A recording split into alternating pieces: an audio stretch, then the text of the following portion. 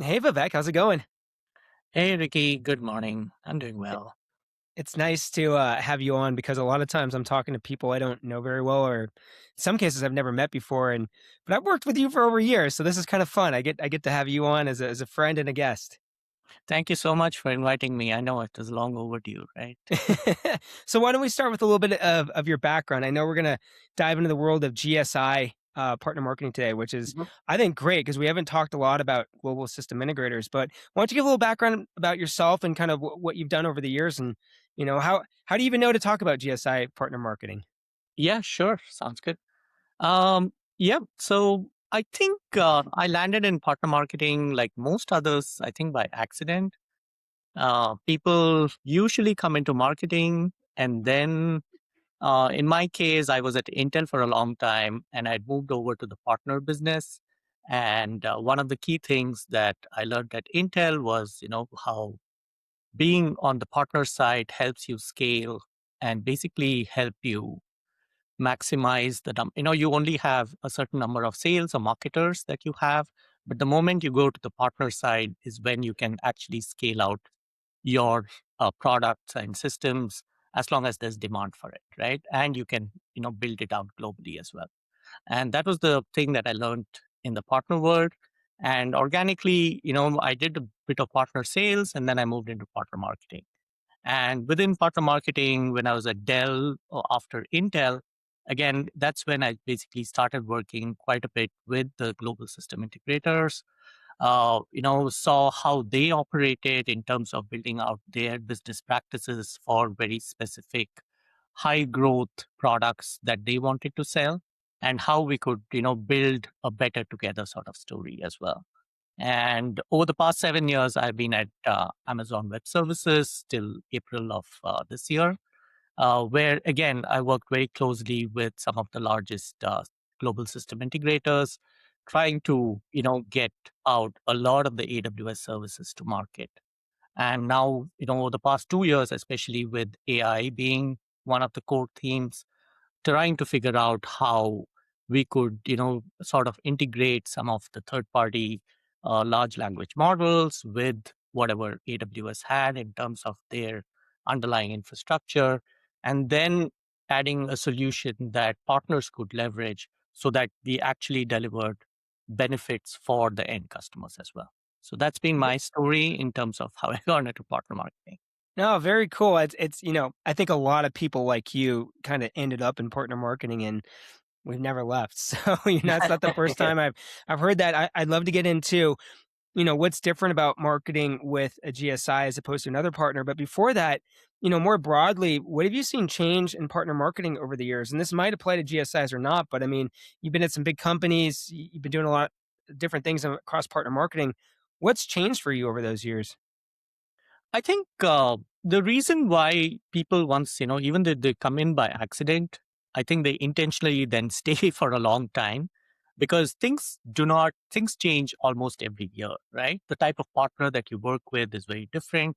Even though you're trying to sell the same products, the type of work that you do with different partners, the culture that the partner has, the go to market motions that partners have is very different. And that is why I think, people tend to stay in partner marketing world once they actually come in. And what I've seen also over the years is earlier, I think most companies used to think of partners as something on the side, something like a cherry on top of the cake. But now it's becoming more and more an integral part of the entire go to market motions that any product team is trying to build out, right? So they intentionally think, okay, X amount of work can be done by our sales teams and our product marketers and our marketing team, but we do need the additional help from our partners. And that's where partner marketing is becoming more and more strategic in terms of the ecosystem build out, especially, once a new product is coming into the market or a whole new set of products are coming into the market, which is the case as we are seeing with AI now, where a brand new set of products are coming into the market and people are trying to figure out, okay, how do we build alliances? How do we try to ensure that we get the maximum amount of piece of the pie. And the way for you to get the larger piece of the pie is by partnering. And that's when partner marketing becomes very important, because you go to market becomes a very important part of the entire uh, motion that you have. Yeah, no, I think we've talked a lot about in this show just in terms of how integral partner marketing has been to the overall growth engine of the organization. Like you mentioned, product, right? I'd love to know from your perspective, GSI partner marketing, what makes it different for someone who might be in partner marketing but not working with GSIs? Why is it such a unique partner set within the greater partner ecosystem? No, great question. I think the thing to realize with the global system integrators is, in the name itself, right? They are large global companies. These are companies like Accenture, Deloitte, Capgemini, who have more than 100,000 consultants. And there are advantages and disadvantages to that, right? So if you are able to convince those consultants to sell your product on your behalf, you effectively have 100,000 salespeople who are selling your product. But the challenge is, how do you convince those 100,000 people to actually sell that product for you? And that is why, you have, that's why it's a unique challenge for partner marketers. For a lot of other partner, and that's why the GSIs are pretty different from a lot of the other partner marketing motions that you have, whether with product companies or distributors or some of the other parts of partner marketing, in the sense that these are really large companies. They take a long time to decide on working with you. And but once they decide to work with you, that's when you see a huge quantum jump in terms of the uh, uh, you know per unit sale, for example, will be one of the highest, right? So if you're selling a product for X dollars with some of the other partners that you have, the moment you start selling it with a GSI, for example, it'll be, easily 5x, 10x of your average sale value that you have with some of the other partners. It sounds like so much of it is maybe not marketing, but sales enablement. So I mean, you need to activate that global sales team at one account while you're building programs, building content. Like, walk me through some of the challenges you faced trying to bring some of these partnerships to market from a marketing perspective, and what worked for you in achieving that. Right. No, great question again. I think, not so much at AWS, but in my previous company, which was called Boomi, it was a small startup that Dell had acquired. And one of the things that they wanted to do was obviously accelerate their revenue stream through working with some of the large system integrators. And what did work, again, like you rightly pointed out, was the enablement strategy. You need to find out champions within the large system integrators. And the advantage that I had was with Boomi, there were some champions at Deloitte, and they are the ones who actually took the product, tried it out, and then started convincing folks internally that this is a great product that we should then provide to our customers. And it became easier for us because then they helped us actually build out the enablement toolkit, the type of case studies, what will resonate internally within those teams, and they acted as internal champions.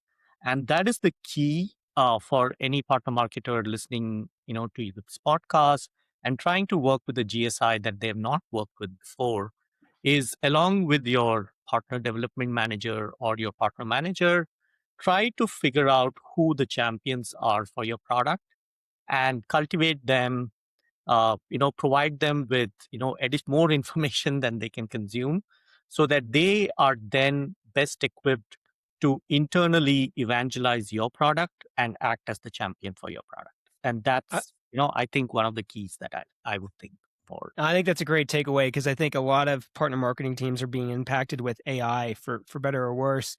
But that's not something AI can replace in terms of, building a relationship with an internal champion and move the partnership forward from your perspective in terms of driving impact. That's just old school personal relationship building. Yep, correct. I know. And that's something I don't know until agents are there on all sides. I don't think that can be replaced Well, yet. that's good. Right. That's some job security for us that know how to do it. I want to ask you a little bit about content because I know you and I, especially when you were at AWS, you and I did a lot of work together around content. Talk to me a little bit about the role that content plays in the in the world of GSI partner marketing, and you know what kind of content were you developing that was driving impact on your programs?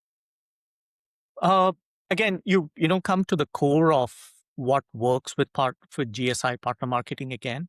Uh, the way that GSIs sell to their customers is leveraging case studies and use cases, right? They typically tend to sell to Fortune 2000 companies, so some of the largest global companies that are there in the world. And so they have a pretty limited set of customers that they work with, and their key is to sell more and more of their services to the same set of customers. And one of the key way that they do it is every time they work with a new product company or a new infrastructure company like AWS is trying to build out new services on top of the products that these product companies are providing to them. And the way that they convince their end customers is through case studies. So they basically say, hey, here's what I have done with this manufacturing company leveraging AWS's services or AWS products or Boomi products. You are another manufacturing company, and I can help you leverage and get the same value out of leveraging this product. And the work that the insight that we had was we sort of twisted the case study a little bit. A lot of the case studies from product technology companies tend to be highly focused on speeds and feeds, right? The people are passionate about the products that they've built out. They think it's going to provide value to their end customers, and there is a heavy tendency for those case studies to be technical in nature, saying that, I have put in this additional, widget in here, which is why we can increase the speed of, your application by 5x or 10x or some other number. But the challenge with that sort of a case study we found with GSIs is they were not able to convince, for example, in my case, with those manufacturing companies saying, what's in it for me? So we sort of twisted it and brought a different uh, angle to it where we said, okay, imagine that you are an end customer of the GSI, and think about how you want to present a case study to that end customer. So for example, if one of the GSIs was working with Toyota Motor Corporation, and the way we presented the case study was if you're leveraging AWS plus a GSI's products, what will happen is an end customer of Toyota, because of the work that we have done on Toyota's supply chain, is able to place an order on the Toyota website, see how their actual car is being manufactured on the factory floor, actually follow the entire process till the car is actually being delivered to the dealership.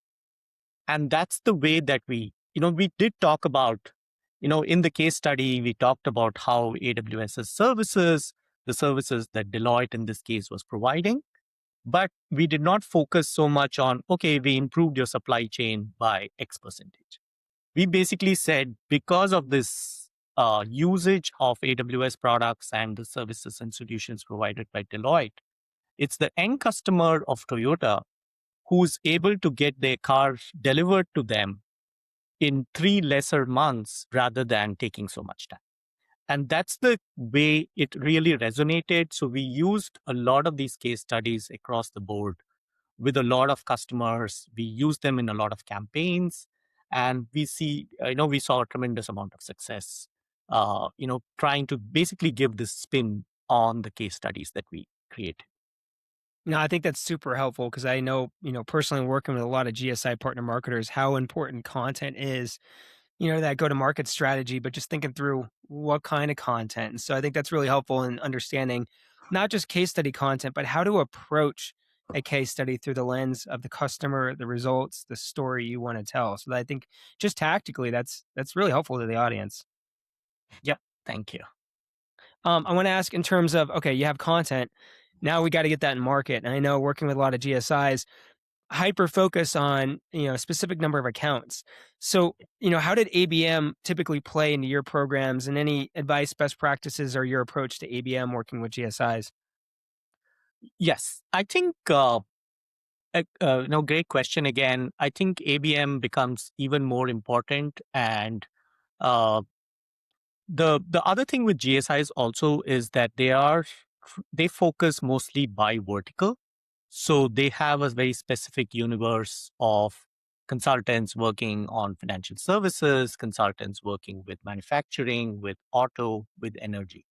So once you create the content for these specific verticals, by which I mean you have those white papers, those solution briefs, and those end customer case studies, that's when we try to put together uh, ABM campaigns or a full life cycle campaign, right? So it will include content syndication, targeting universe of just manufacturing, for example. That's the one that we took. Focus just on a specific geo.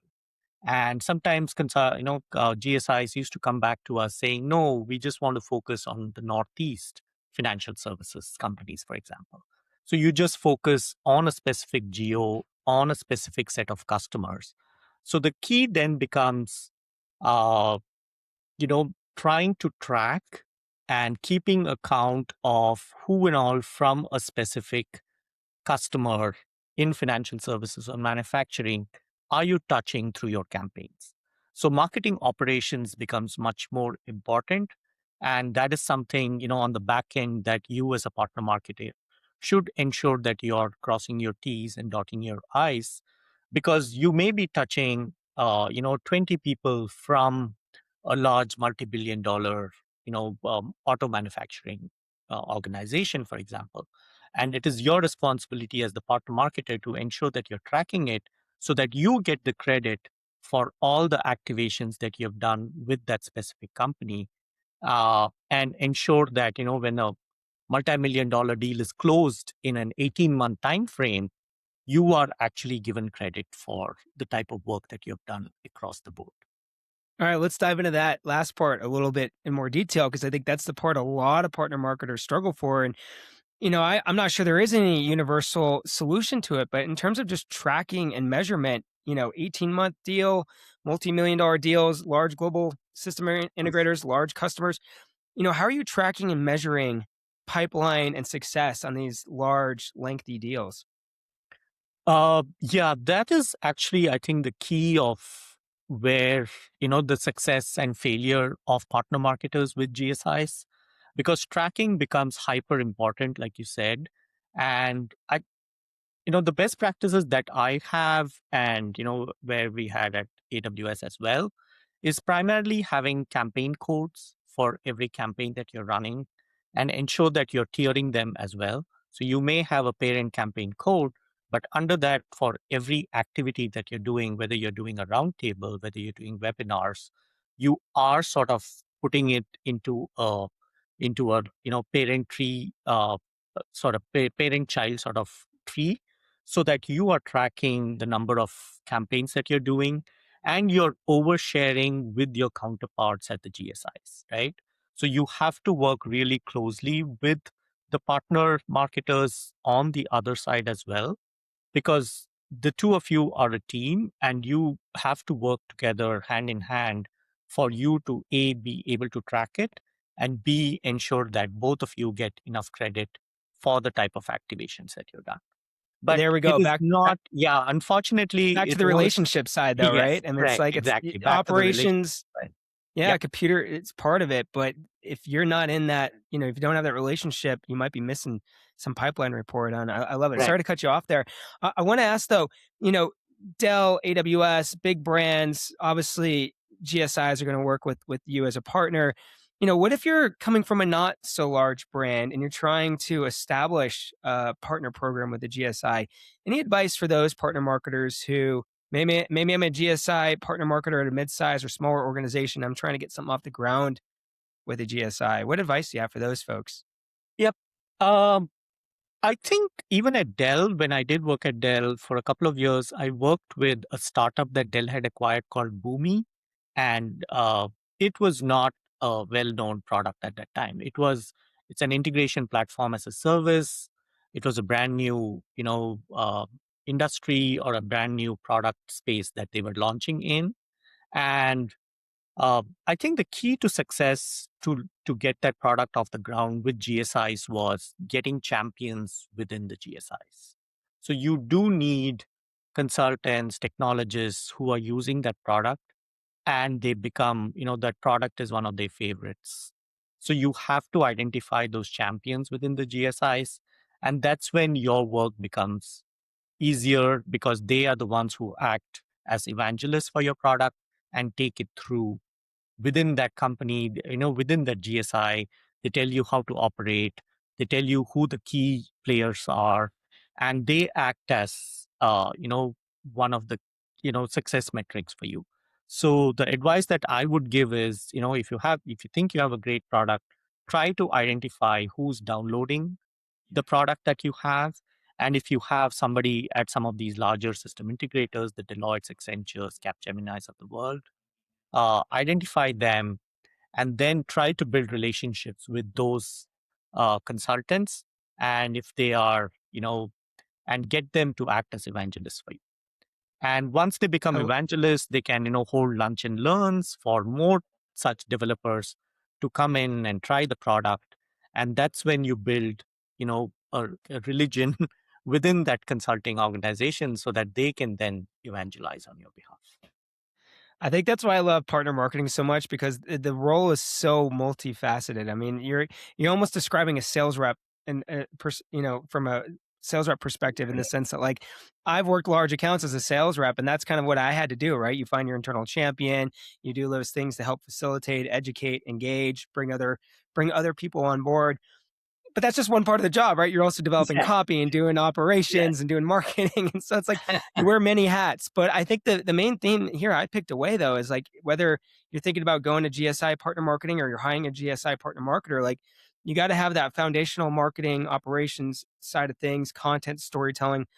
But if you can't build relationships, you're going to be in an uphill battle because it sounds like GSI partner marketing is very much relationship driven. Correct. It is. And, I remember some old pot marketer a few years back said basically you act as a, chief marketing officer for that relationship, right? With that GSI, because you're doing all sorts of things, like you said, between marketing operations, tracking the stuff, running events, and working on campaigns, building out content. And over and above, you need to have those relationships with your counterparts in those GSIs to actually build a very successful partnership on the partner marketing side as well. Well, I think this has been a great conversation in terms of figuring out how do I want to become the CMO of my GSI partnership. So, Vivek, thanks for sharing all the inside baseball. This has been fun, and it's good to finally get you on the podcast and we get to have this fun conversation. Thanks so much, Ricky, as well. I know I really enjoyed this conversation. And if your listeners have any questions, feel free to pass them to me, and I'll be more than Absolutely. Yeah, and we'll pass on your LinkedIn profile on the show notes so people will know how to get in touch with you. And thanks for coming on, Vivek. It was a lot of fun. Yep, same here, Ricky. Have a good rest of your day. Thanks.